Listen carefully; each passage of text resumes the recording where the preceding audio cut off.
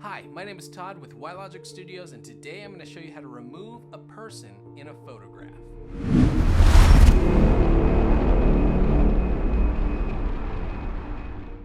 Go ahead and open up Photoshop and drag in your image.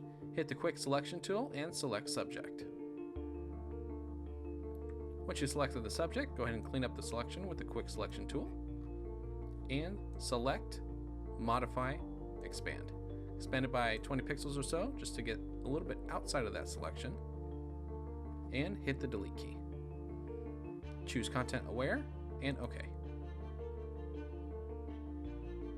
Control D to deselect, and that is how you remove that unwanted person from your photograph. Thank you for watching this video. If you found it helpful, please give it a thumbs up. Also, don't forget to subscribe and hit the bell icon to be notified when we post new content. Again, thank you for watching, and we'll see you next time.